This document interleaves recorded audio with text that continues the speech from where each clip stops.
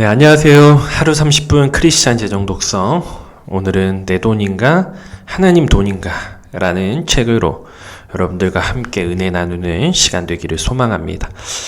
먼저 출판사는요, 토기장입니다. 우리 잘 아는 출판사죠. 저자는 랜디 알콘으로 약 40여 권의 책을 쓴 베스트셀러 작가로 지금도 왕성하게 활동을 하고 있습니다.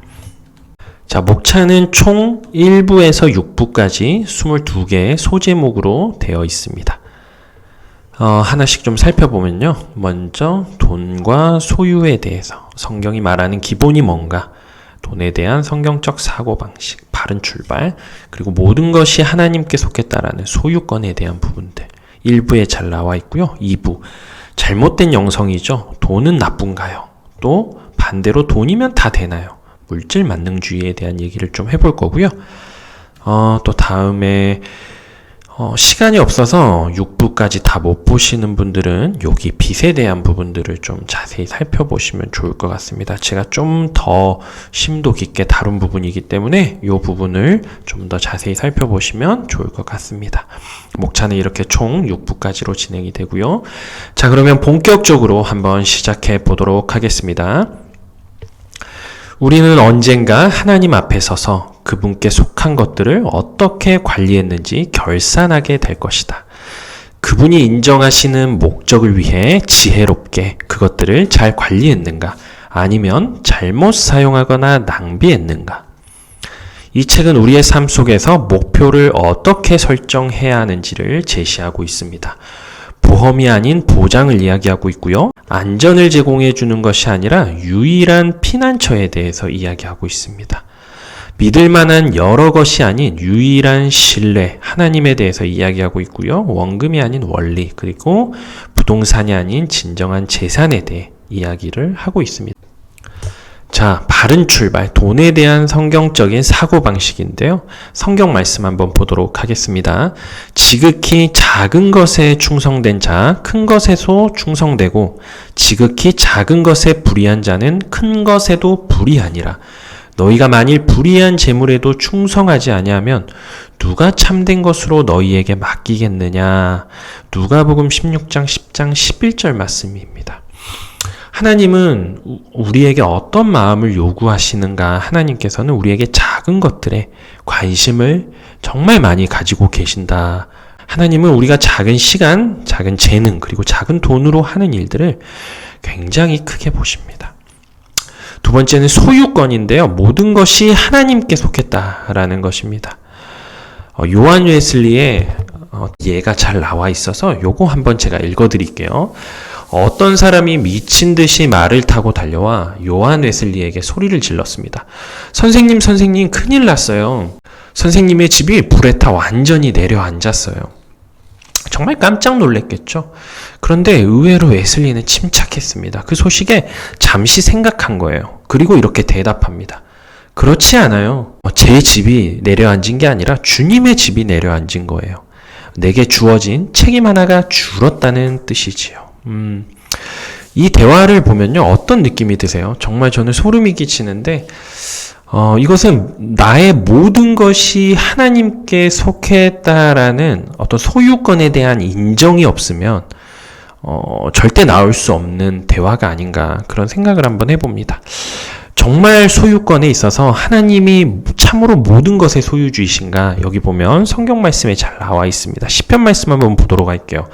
땅과 거기 충만한 것과 세계와 그 중에 거하는 자가 다 여호와의 것이래요. 그 외에도 여기 성경 말씀 신명기, 예레미야, 역대상, 욥기, 시편도 잘 나와 있으니까 구독자님들 꼭 한 번씩 성경을 찾아서 읽어보시면 좋을 것 같습니다.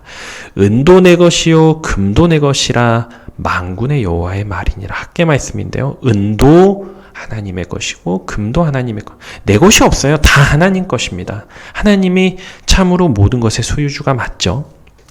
인정이 되시나요? 하나님은 모든 것을 소유하였을 뿐 아니라 그분의 재산을 우리에게 얼마나 맡기실지도 결정하십니다. 그러니까 하나님은 모든 것을 소유하셨는데 그것을 우리에게 얼마나 맡길지도 결정하신다라는 거예요. 너무 저는 기대돼요. 하나님, 내게 얼마나 맡겨주실까? 또 욕심인지 모르겠는데 하나님 내게 많이 맡겨주시면 좋겠어요. 그러려면 어떻게 해야 되나? 소유권에 대한 인정이 먼저 필요하다라는 거예요. 모든 것의 주인은 하나님이시고 나의 모든 것이 주님으로부터 왔다라는 어떤 고백이죠. 하나님께서는 가난하게도 하시고 부하게도 하시고 낮추시기도 하시고 높이시기도 합니다. 완전히 우리를 들었다 놨다 하시는 분이에요. 하나님이. 사무엘상 2장 7절 말씀입니다. 신명기 8장 18절에도 이 비슷한 말씀이 나와 있으니 꼭 한번 찾아보시면 좋을 것 같습니다. 우리에게 맡기신 모든 것의 주인이 하나님임을 믿으면 우리는 그분의 일꾼으로 그분의 재산을 늘리고 그 이름을 높이는 일을 하게 된다. 여러분들도 그 일을 맡고 싶지 않으신가요? 우리가 이렇게 한번 기도했으면 좋겠습니다. 하나님의 돈과 소유로 제가 무엇을 하기를 원하십니까? 우리 안에 이러한 기도가 있기를 간절히 소망합니다. 청지기직. 하나님은 우리에게 모든 것을 관리할 수 있는 권한을 주셨습니다. 그게 바로 청지기직이죠. 그 주인이 대답했다. 잘했다. 내 착한 종아. 내가 작은 일에 충성했으니 10개의 마을을 다스리는 권세를 주겠다. 성경 말씀에 정말 잘 나와 있어요. 하나님께서 내게 처음부터 10개의 마을을 다스리는 권세를 주신 게 아니에요. 작은 일에 충성했습니다. 우리가 서두에 봤죠. 내 착한 종아, 작은 것에 충성했으니 10개의 마을을 다스리는 권세를 주겠다. 이 세상에서 자원을 다루는 일에 충실하면요, 다가오는 세계에서 리더의 위치를 부여받습니다. 10개의 마을을 다스리는 권세, 이게 바로 리더죠. 이 땅에서 그분의 자산을 잘 관리하는 것, 자신을 증명하고 준비하면요, 하나님은 우리에게 참된 재물인 하나님의 형상대로 지음받은 사람을 돌보는 것과 영향을 끼치는 일을 우리에게 은혜로 맡기십니다.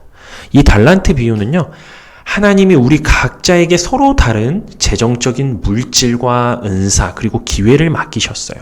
우리가 이 땅의 삶에서 그것들을 어떻게 잘 투자했는지 또 관리했는지 하나님 앞에서 분명한 책임이 있음을 보여주고 있습니다. 우리가 그분의 재산을 지혜롭게 잘 관리하고 투자함으로써 하나님의 왕국이 확장되는데 쓰임을 받고 주님의 다시 오심을 준비하는 그런 인생이 되셨으면 좋겠습니다. 돈이 나쁜가요? 굉장히 잘못된 영성입니다. 그런데 성경 말씀 한번 보도록 할게요. 디모데전서 6장 10절입니다.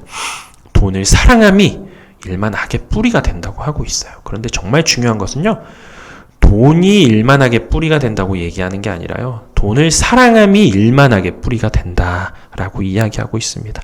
돈이 악이 아닙니다. 돈을 사랑하는 것이 악이다. 성경 말씀에 더 자세히 나와 있죠. 하나님께서 지으신 모든 것이 선함에, 하나님이 돈도 지으셨잖아요. 선하다고 얘기하고 있어요. 우리가 어떻게 사용하느냐에 따라서 이 돈은요, 선하게 쓰일 수도 있고요, 악하게 쓰일 수도 있습니다. 그렇기 때문에 우리는 감사함으로 받으며 버릴 것이 없다. 하나님의 말씀과 기도로 거룩하여진다라고 이야기를 하고 있습니다. 돈이 뭐죠? 돈은 우리가 합의해서 그것에 가치를 부여해 만든 약속이에요. 금이나 은과 지폐와 같은 것들을 가치를 부여해서 지불 수단이나 교환의 도구로 사용하는 거, 우리가 이것을 돈이다라고 이야기합니다. 소득을 창출하는 것은 우리의 삶에 있어서 꼭 필요한 부분이죠. 그렇죠? 이 땅에서 하나님이 기름 부으신 삶의 영역이에요. 소득을 창출하고 우리의 삶을 살아가는 것. 왜냐하면 하나님께서는 우리에게 생육하고 번성하고 이 땅에서 다스리라고 말씀하셨기 때문이죠. 그래서 이것은 비영적인 것이 아닙니다. 굉장히 영적인 것이다 라는 거예요. 그렇기 때문에 우리는 소득의 많은 부분을 도움이 필요한 사람들에게 베푸는 그런 사람들을 또 칭찬해야 해요. 또 시기하고 질투하시는 분들이 있죠. 그렇지 않다라는 거예요. 많은 부분을 베푸는 사람들을 우리는 칭찬을 해야 합니다. 그런데 또 경계해야 할 것이 있습니다. 그렇다고 돈이면 다 되나요? 물질 만능주의에 빠질 수가 있습니다. 레위기의 말씀 한번 보도록 할게요. 내 이웃에게 팔든지 내 이웃의 손에서 사거든 너희 각 사람은 그 형제를 속이지 말라. 이게 무슨 말이죠? 하나님은 사람들을 사랑하기 위한 도구로 물질을 만드셨습니다. 화폐를 만드셨어요.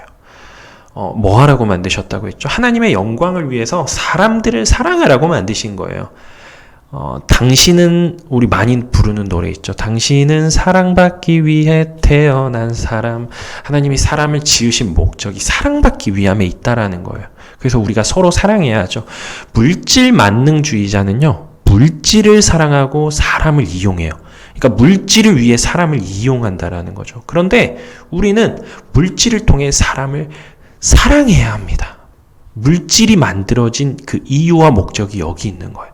물질은 하나님이 우리에게 주신 하나의 도구일 뿐이니까.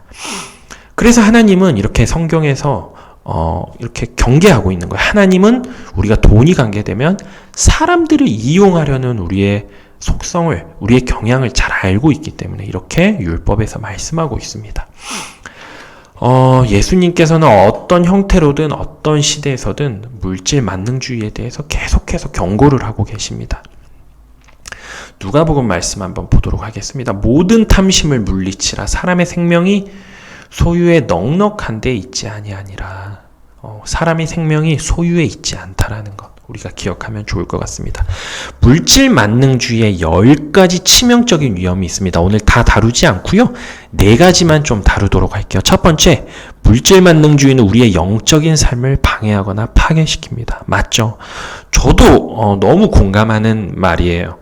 여러분들도 공감하실 거라고 생각하는데, 물질 만능주의는 영적인 삶을 굉장히 방해합니다. 두 번째, 물질 만능주의는요, 물을 담을 수 없는 깨어진 그릇입니다. 아무리 담아도 깨진 항아리에 물 붓는 거예요. 계속 새는 거예요. 만족감이 없습니다. 항아리가 채워지지 않을 거예요. 세 번째, 물질 만능주의는요, 부의 저주로 우리를 눈멀게 한다. 저주라는 거예요. 인생의 위대한 모순 중에 하나는 하나님과 동행하는 가난하고 겸손한 사람이 축복을 받게 되면요, 일어나는 변화가 있습니다. 점차적으로 주님에 대한 관심이 멀어진다는 사실이에요. 이것이 바로 부의 저주다라는 겁니다. 네 번째, 물질 만능주의의 종착역은 궁극적으로 공허함이다라고 하고 있죠. 여기서도 얘기했죠. 만족감이 없고 또 공허하다.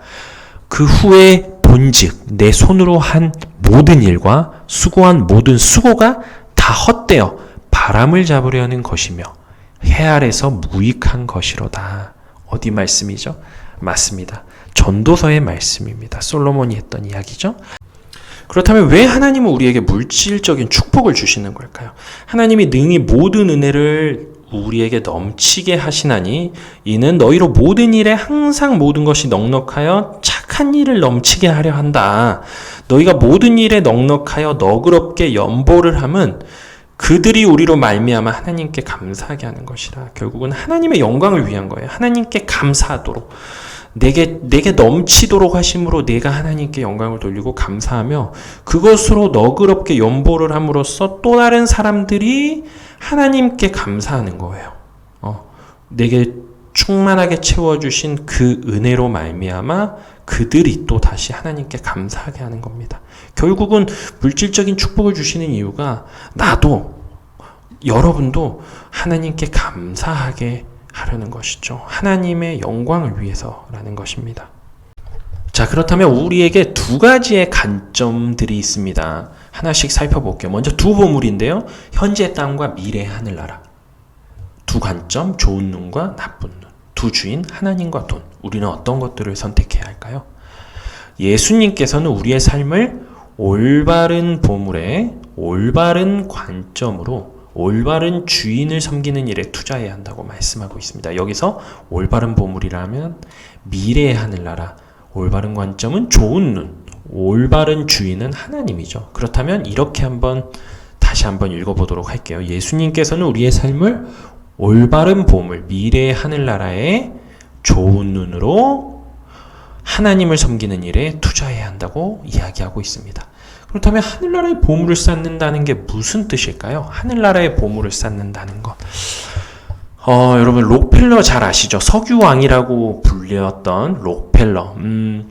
지금도 아마 그런 걸로 알고 있는데 제가 알기로는 뉴욕시에 사는 시민들의 수돗물세, 수도세를 계속해서 록펠러 재단에서 내고 있다라고 알고 있습니다. 근 4, 50년 정도 낸 걸로 알고 있는데 록펠러가 사회에 환원하는 금액이 1년에 대략 12조 정도 지불한다고 합니다. 이것은 제가 구글링한 거기 때문에 한번 참고해 주시면 좋을 것 같습니다. 록펠러는 정말 대단한 분이죠. 제가 고등학교 때인가 대학교 때 읽었던 11조의 비밀을 안 록펠러라는 책에 이런 얘기가 나왔었어요.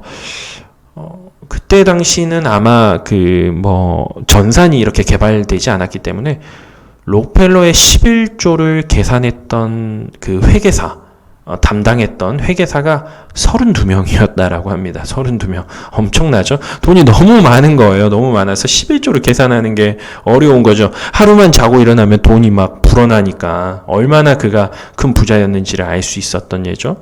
근데 그가 죽을 때 그의 담당 회계사에게 사람들이 이렇게 물어봤다고 해요.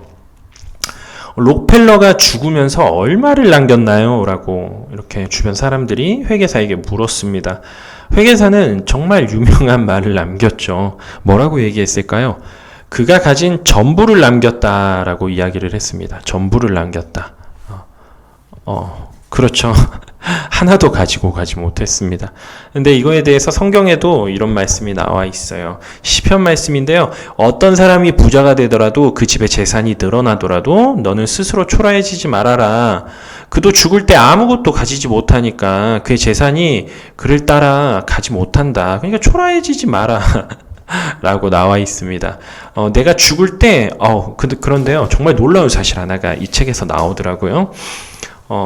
하늘나라에 가져갈 수 있는 방법이 있더라고요. 죽을 때 정말 아무것도 우리는 가져갈 수 없잖아요. 그런데 하늘나라에 가져갈 수 있는 방법이 이 책에 나옵니다. 저는 이 얘기를 책을 통해서 보면서 정말 무릎을 탁 쳤어요. 기가 막히다. 내가 정말 하늘나라의 보물을 쌓는 일을 잘 실천하고 있었구나라는 뿌듯함도 있으면서 더 하늘나라의 보물을 쌓아야겠다라는 생각을 하게 된 거죠. 바로 뭐냐 궁금하시죠? 내가 죽을 때 그것을 가지고 갈 수 없지만 먼저 보낼 수 있다라는 거예요. 여기 나와 있네요. 나중에 보여드리려고 했는데 내가 먼저 보낼 수는 있습니다. 먼저 보내게 되면요, 이 땅의 보물이 하나님의 손에 올려지게 되고 우리 자신을 위해 하늘나라의 영원한 보물을 쌓게 되는 그런 놀라운 은혜가 있다라는 사실입니다. 정말 기막힌 발상이죠. 저만 그런가요? 여러분들도 구독하시면서 무릎을 딱 한번 쳐보시면 어떨까요? 좋습니다. 그런데 우리가 하나님께서 주신 은혜를 어떻게 나누어야 하는가, 자발적인 드림인데요. 성경 말씀에 이렇게 나와 있습니다. 남에게 주어라. 그리하면 하나님께서도 너희에게 주실 것이니 되를 누르고 흔들어서 넘치도록 후하게 되어 내 춤에 안겨줄 것이래요. 너무 감사합니다. 너무 감사해요. 정말 원리는 너무 쉽더라고요. 남에게 주어라. 그리하면 하나님께서도 내게 준다. 누르고 흔들고 넘치고 후하게 내게 안겨주신대요. 너희가 대질하여 주는 그대로 내게 돌려준다라고 이야기하고 있습니다. 정말 놀라운 은혜인 거예요. 누가복음에 이렇게 나와 있습니다. 책에 나와 있는 내용 하나 읽어드릴게요. 한 예가 잘 나와 있어서 잠깐 좀 소개하도록 하겠습니다. 171쪽인데요.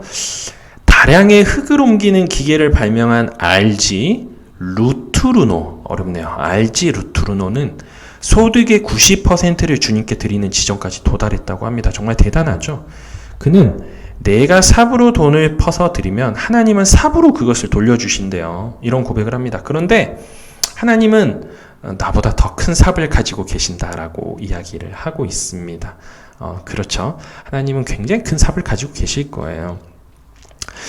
저도 비슷한 경험을 정말 많이 했어요. 제가 오래 살진 않았지만 정말 많은 이런 하나님의 은혜를 경험하는데 저는 대학교 2학년 때 처음 나눔이라는 것을 실천했던 것 같아요. 그때 당시 제가 중국의 단기 선교를, 선교도 처음이었네요. 처음 갔다 와서 한국으로 돌아오는 비행기였는데, 그때 왜 하나님께서 그런 마음을 주셨는지 모르겠어요. 나눔을 좀 하고 싶다. 누군가에게 베풀고 싶다라는 마음을 하나님이 주셨고, 그때 당시 우리 교회 초등부 아이들이 한 80명 정도 있었는데, 그 주일부터 제가 아이들의 간식을 매주 후원하게 되었어요. 제 기억으로는 3, 4년 정도 계속 했었던 걸로 기억이 나는데, 그것이 제 인생의 어쩌면 첫 나눔이었습니다. 그것을 했을 때 하나님께서 정말 많은 것들로 내게 채워주셨는데, 지금 물론 그렇게 첫 출발이 정말 많은 선교와 구제를 지금 실천하게 하셨고요. 물론 그것들을 하기 위해서 채워짐이 있어야겠죠. 또 정말 많은 것들로 열매를 맺게 해주셨는데, 이 부분은 제가 다음에 선교와 구제라는 챕터로 기회가 되면 한번 좀 나눠보고 싶고요. 어쨌든 이런 경험들을 통해서 하나님이 내 인생에 있어서 정말 큰 기쁨과 열매를 이렇게 보게 해주셨고, 또 그 은혜를 깨닫게 해주셨던 계기가 됐었던 것 같습니다. 저는 하나님께 삽으로 드렸죠. 근데 저는 삽도 아니었어요. 정말 작은 숟가락으로 퍼서 드렸는데, 하나님은 정말 큰 포크레인으로 내게 응답하셨던 그런 하나님을 경험했던 것 같습니다. 알지 루투르노가 좌우명으로 삼았던 말씀이 바로 이 말씀인데요. 잠언입니다.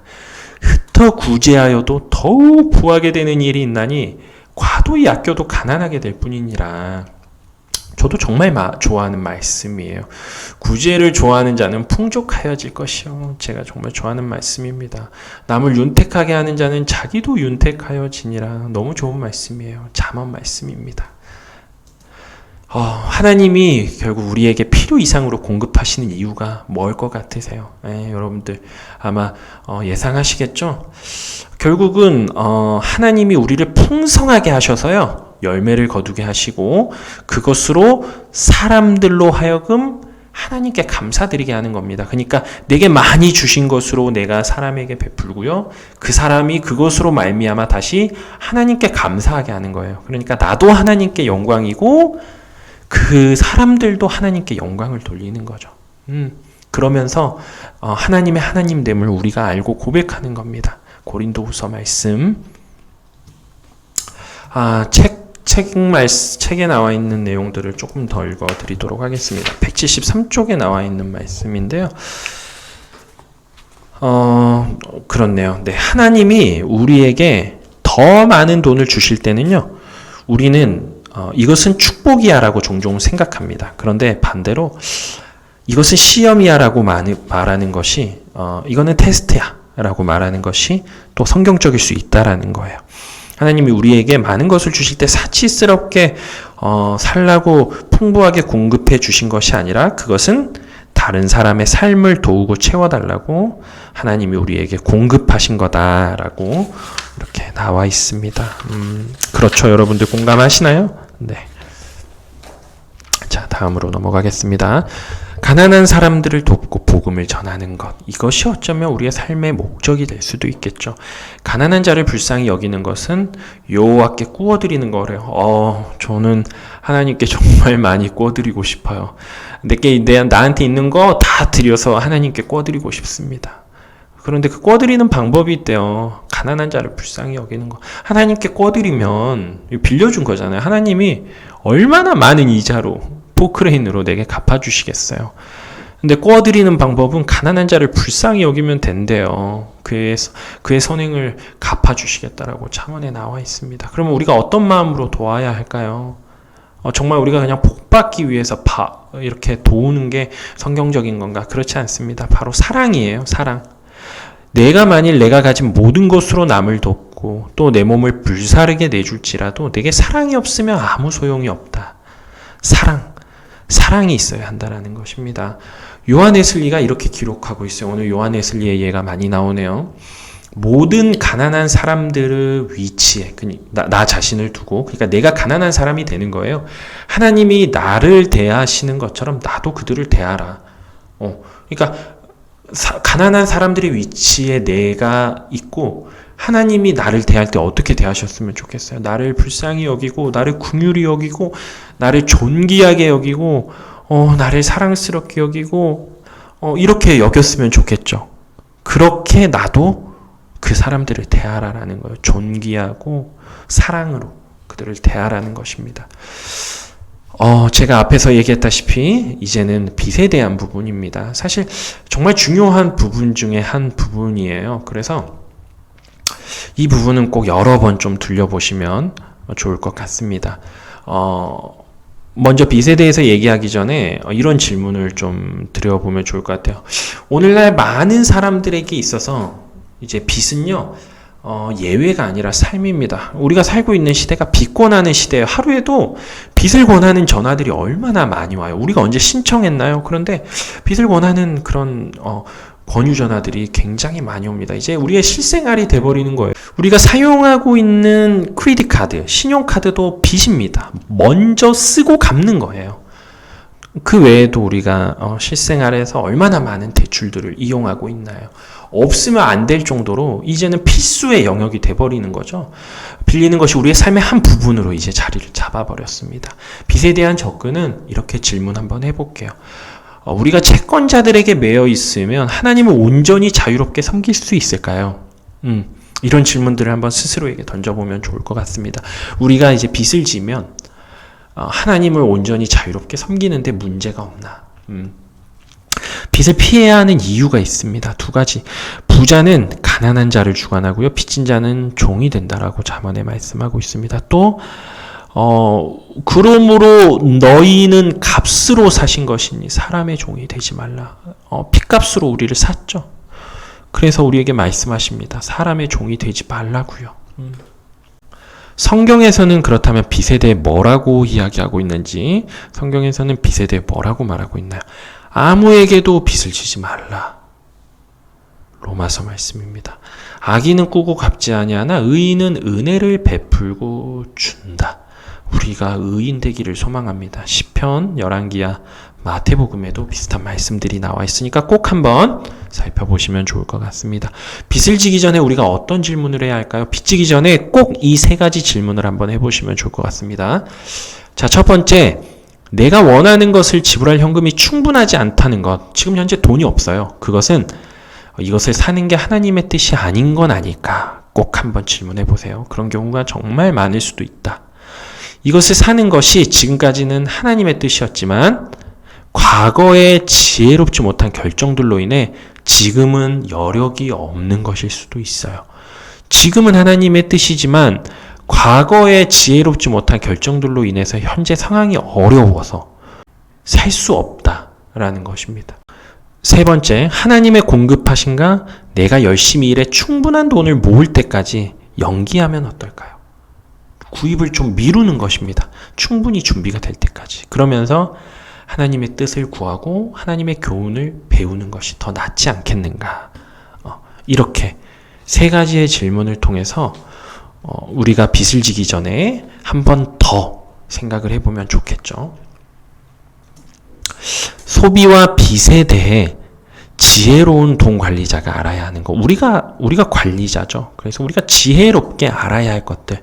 첫 번째, 돈을 소비하면서 동시에 돈을 저축할 수 없다라는 거예요. 페이지 218쪽에 나와 있는데 이렇게 나와 있습니다. 한 예가 나와 있는데 만일 $80 하는 스웨터를 세일하여 $30에 구입했다면 저는 $50를 번 거죠. 그런가요? 그러면은 저는 $50를 저축했나요? 그렇지 않습니다. 얼마를 저축했죠? 하나도 없습니다. 그저 $30를 소비했을 뿐이죠. $80 하는 걸 $30에 샀다. $30를 소비했을 뿐입니다. 세일하는 물건을 사면서 돈을 저축했다고 생각하면 그런 행동들이 계속 반복되게 될 거예요. 어떻게 되죠? 머지않아 빈털터리가 될 것이다 라고 나와 있습니다. 두 번째, 조그만 비용들이 쌓이면 큰 문제가 되겠죠. 작은 것들이 쌓여서 결국은 큰 산이 될 수 있습니다. 빚에 대한 질문과 대답들, 정말 많이 우리가 질문하는 것들 세 가지를 제가 꼽아봤는데요. 자, 집을 구하기 위해 돈을 빌리는 것은 어떤가요? 책에는 이렇게 나와 있습니다. 감당할 수 있는 집의 구입 가격을 산정하는 공식이 있는데 그것은 총 연소득의 2.5배 이하다라고 나와 있어요.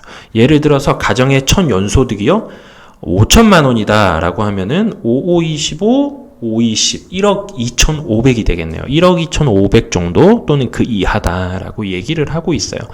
빚지는 것이 최선이거나 필요한 선택처럼 보이면요. 시간을 두고 기도하면서 결정하라는 거예요. 즉흥적으로 그냥 여기가 개발한대, 여기가 투자한대, 여기 하면 땅값이 오르고 집값이 오른대 카더라로 우리가 집을 사는 것이 아니라 시간을 두고 기도하면서 하나님이 내게 주신 집인지를 결정하라는 거예요. 빚에 대한 규모도 총 연소득의 2.5배를 넘지 않게 이렇게 가이드라인을 제시하고 있습니다. 두 번째, 정말 많이 하는 질문 중에 하나인데 또 신용카드는 적절한가? 이것은 뭐 쓰라 쓰지 말라라는 내용은 나와 있지 않습니다. 그런데 규칙이 있어요. 이렇게 세 가지가 있는데 첫 번째, 우리가 지출을 할 때는 정해진 예산이 있을 거예요. 그 예산 이외에 지출을 하지 않는다라는 거예요. 왜냐면 우리가 신용카드를 쓰면 한도가 없기 때문에 자꾸 우리의 소득에 비례해서 쓰는 것이 아니라 그것을 자꾸 초과해서 쓰게 됩니다. 그러다 보니 우리가 얼마를 쓸지 지출에 대한 한도를 정하고요. 카드로는 딱 그만큼만 사용하시면 좋을 것 같아요. 두 번째, 그 달의 빚은 전부 갚는 거예요. 빚을 이월시키지 말고 그 달의 빚은 그 달에 갚는다. 만약 그것을 갚지 못하면요, 카드는 사용하지 않는 것이 좋다라고 이야기하고 있습니다. 마지막인데요. 빚 때문에 너무 힘들어서 하나님께 드리기 전에 빚을 갚아야 하는가라는 질문에 필자는 이렇게 얘기하고 있습니다. 하나님에 대한 책임은 사람에게 빚을 졌다고 해서 결코 면제되지 않습니다. 하나님에게 것을 훔쳐서 사람에게 지불하면요, 자신에게 주시려는 하나님의 축복을 도둑맞는 것과 똑같다라는 거예요. 우리가 하나님께 드리는 일에 충실해야만 다른 사람에게 지불할 자원을 공급해 달라고 하나님께 우리가 의지할 수 있는 거예요. 그러니까 우리가 하나님한테 좀 당당했으면 좋겠어요. 하나님, 제게 공급해 주십시오. 제게 물질의 통로가 되는 은혜를 허락해 주십시오.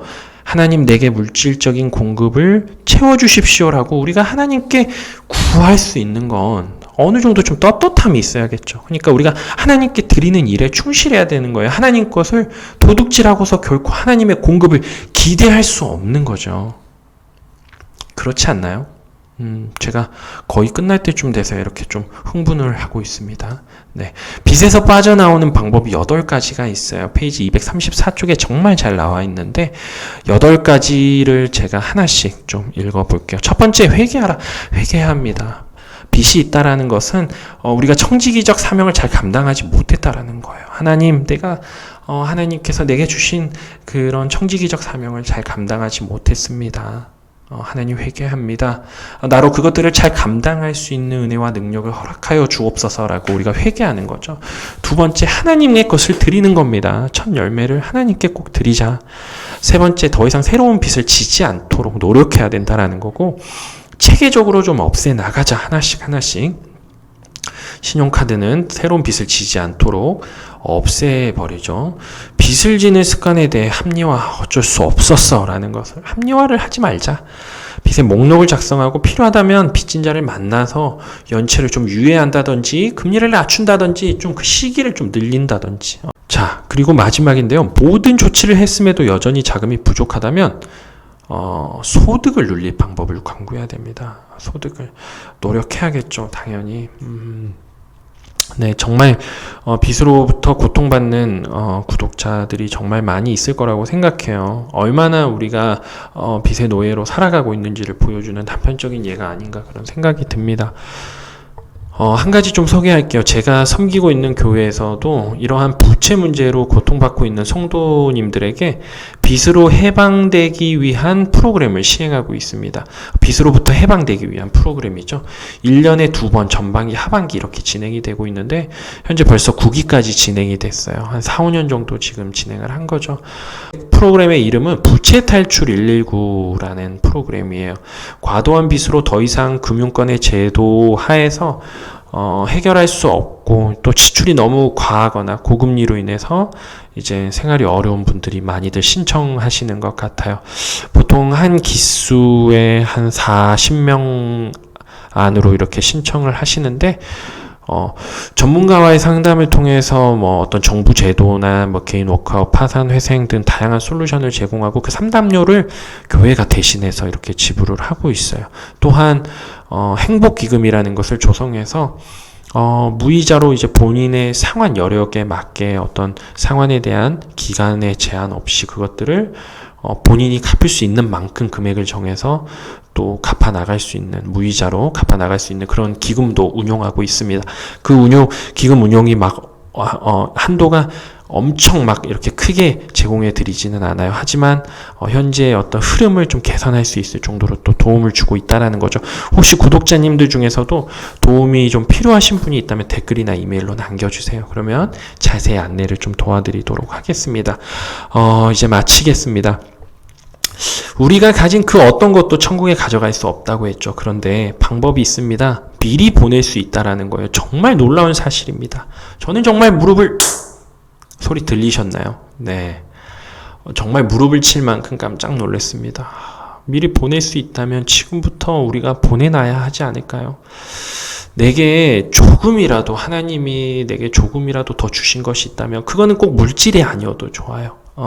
나의 어떤 재능이나 시간, 어떤 것이든 하나님 내게 주신 것이 있다면 그것은 나의 필요를 제외하고 그 나머지는 다른 누군가에 흘려보내라는 뜻이 아닌가, 그런 생각을 한번 해봅니다. 아브라함이 너는 복의 근원이 될지라, 창세기에 이렇게 나와 있죠. 내가 너로 큰 민족을 이루고 내게 복을 주어 내 이름을 창대하게 하리니 너는 복의 근원이 될지다 라고 얘기하고 있습니다. 복의 근원은요, 너는 복이라 라고 얘기하지 않았습니다. 복의 근원이 된다라는 건 복의 통로가 된다라는 거예요. 아브라함을 통해서 그 물질의 축복이 큰 민족들에게 흘려갔던 것처럼 저도 그렇게 기도합니다. 하나님, 나를 물질의 통로로 사용하여 주십시오. 나를 통해서 흘러가는 그 물질이 내 주변의 이웃에게 흘러가게 하여 주옵소서. 우리가 모두 물질의 통로가 되는 그런 은혜가 있기를 소망합니다. 여러분, 오늘도 구독해 주셔서 감사합니다.